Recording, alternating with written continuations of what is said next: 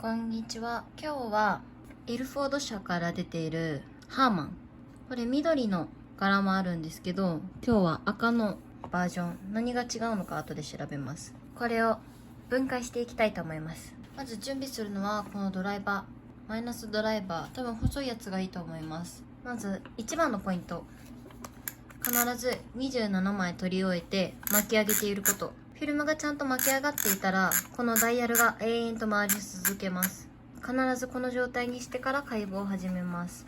で、ここに電池パックがあって、ここにコンデンサーっていう、触ったらこうビチビチって感電しちゃうパーツがあるので、それに気をつけながら開けていきます。で、開け方なんですけど、ここと、ここ、サイドと下の部分にこう開けれそうな部分があるので、これをこうテコの原理でギリギリやってみようと思います。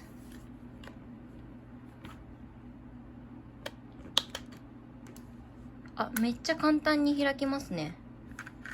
超簡単。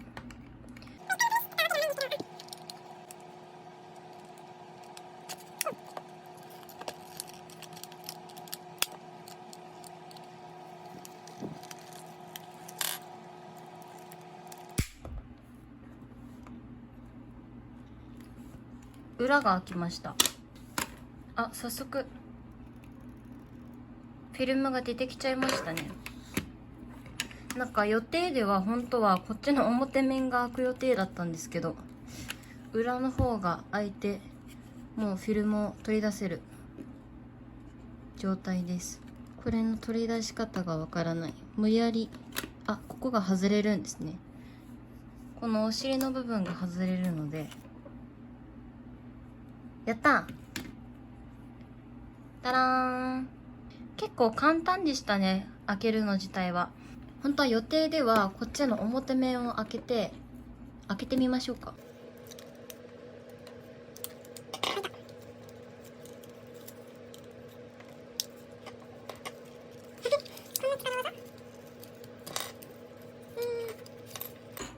もっとねパカって開く気がするんやけど、お、開きました。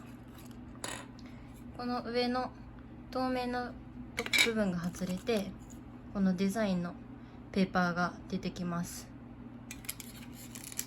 で、まずこの状態にしてやりたかったのは電池を取る。あ、でもコンデンサーはこれのこと？なんか私もその動画を見て予習させてもらったんですけど、その時に見たのはね、この色が緑のタイプやったんですよ。だからそれではここにねニョキニョキって2本コンデンサーが出てたんですけど、ちょっとこれはなさそう。あんまり電気関係ちょっとわかんないからはっきりは言えないんですけど、ね、中身こんな感じです。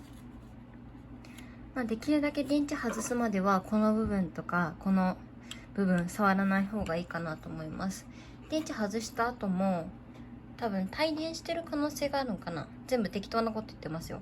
そう、100% 信用しないでほしいんですけど、多分帯電してるだろうから、こういう絵がプラスチックで先が金属になってるようなもので、なんか多分触ってあげると電気が逃げるかもしれない。でもくれぐれも気をつけてくださいね、いずれにしろ。なんかポロポロ落ちていったこれはどうにかまた戻せるのかな。なんか頑張ったら再利用できそうですね。無事にフィルムも取り出せました。次回はもしかしたら現像準備編になると思います。今回の動画はここまでです。ありがとうございました。